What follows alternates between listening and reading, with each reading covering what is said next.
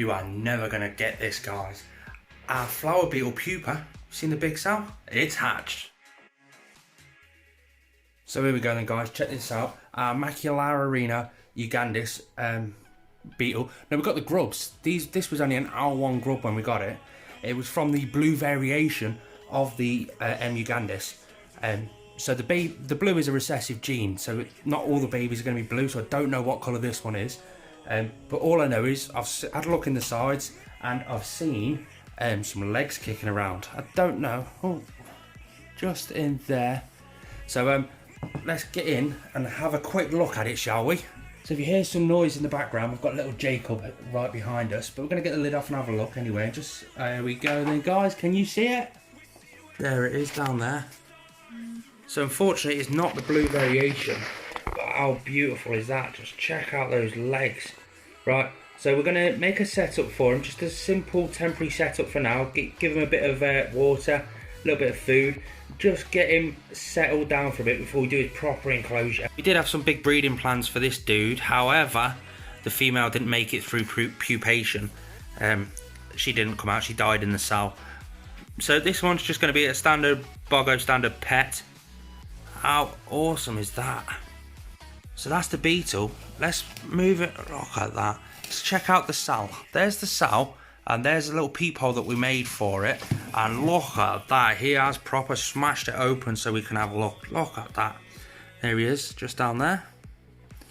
And there's his cell, just there.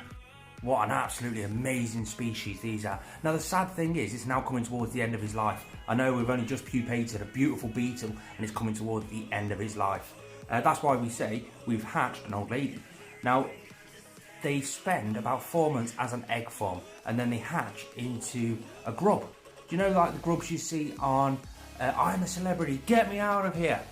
They pupate into that, about that sort of size. That sort of size. Not obviously the size of my head, this size. And then over time they molt into well, they double their size, and they do about 3 molts in their lifetime. They'll spend about 18 months of their life as a grub, and then eventually they'll pupate into the pupa cell, which is the one I keep showing you, the big mud cell. And it's quite fascinating really. They ooze all this sort of gunk out of their air vents on the side of their body, because these grubs breathe out of the side of their body, the little air holes all the way down, and that's how they breathe. They ooze goo out of there and it attracts all the dirt and stuff around to cling to him, and then that's his protective shell so that he can pupate peacefully and safely. And then 4 months in that shell, and then poof, out pops this beetle. This beetle will only be around 4 to 6 months. That's what we say we've hatched an old lady. They can obviously mate. That one can probably mate now. It's about a week old, I'd imagine. And then the whole cycle starts again. They mate, they lay the eggs. The grubs live underground. Now these are originally from Rwanda in Uganda, and they're an African species. Obviously, they're absolutely beautiful. Can you imagine waking up in the morning to one of these on your wall? It's massive.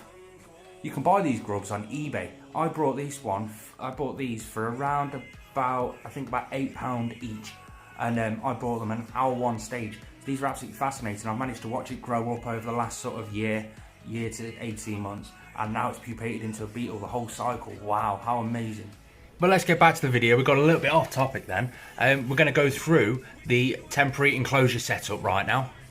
So this is the enclosure I'm going to use, just a 3 litre Blast Blast tub. It's got some dry cocoa fibre in it at the minute, so I'm just going to break it all up. It needs to be a bit more humid. Whoa, not like that, but anyway. So I'm just going to drop a bit of water in there. I'll set it on to spray instead, shall I? Nice gentle mist inside. It is really dry, so I'm going to give it quite a bit and just mill it around, get all the dry stuff underneath nice and moist and humid. Bit more. It's only a little gentle layer of substrate, just because it's only a temporary setup, because this took me off guard. I didn't think this was going to hatch. I thought it had actually died in the cell on the last stages. So I've not really had a chance to get a setup ready for this dude. I'm going to give him a couple of little bits of cork bark to climb on, and actually what I'll do, I've got this big piece of cork bark just here and this piece here, so I'm going to spin it around like that and do that. Nope, because that won't hold out. Right. Oh, because he won't be able to get under there. What about this piece here? So yeah, he'll be able to go underneath that piece of cork bark as like a bit of a hide, and I'll even stick this piece just there as well so he can properly go underneath it. And then what I'm going to do is I've got a lid off an old tub, which I'm just going to put, I'll spread it down there, drop that just there, and I'll put some water in that so it's dead shallow, he can't drown but he can have a drink. And for food, all I've got on me is a piece of banana peel. That's all he's going to have for now, until a little bit later after I come back from Asda. I'm going to actually clean the side of this tub because I want to be able to see it while he's in here, and spraying it just then really just knocked it down a bit. But there we go. I'll get that piece out and I'll drop that in a minute. So shall we move him into the new enclosure? There we go. We're going to try and move it over. You can see the lovely little hide thing that I've just made in there. It's not too bad. It's nice and secure so he can hide away if he wants. Water dish over there. We're going to put the food in that back corner there, and we're going to move him from that back corner into there just for now. So guys, here we go. I'm going to take the lid off.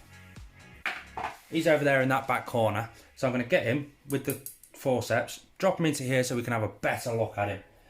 Wish me luck, guys. Wow, he looks amazing. Let's move that leaf out of the way. It's not the blue one, but he is still amazing either way. Whoa, guys. That was easier than I thought. Check out the pupa cell, guys. There's the little peephole that I made in there so I could see him, and look, he's proper blown it up. Right, let's go in and have a closer look. That is an amazing colour of a flower beetle.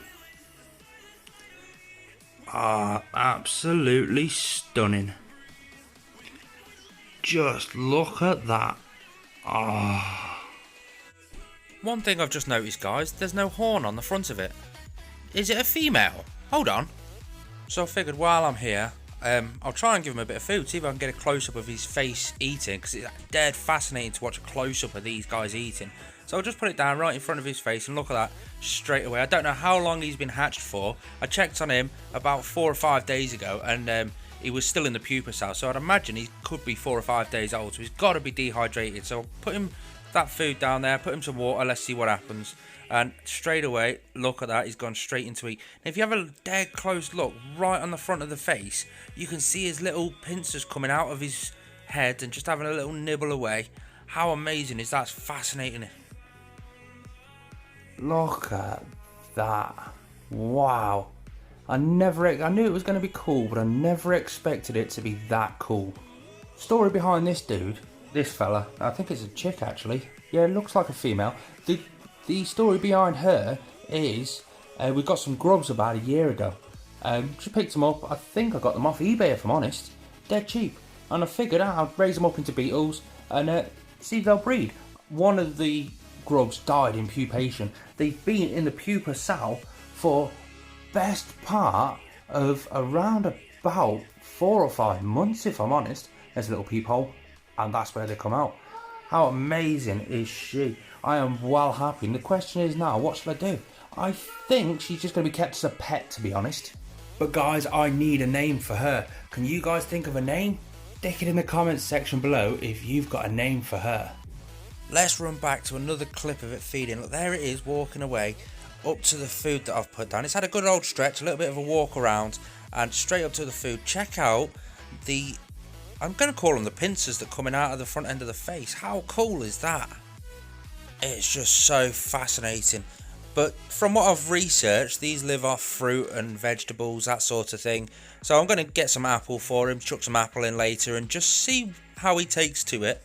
Obviously find out his favourite foods and go from there and see what happens. I love these close-up shots of him. Look at that, so fascinating.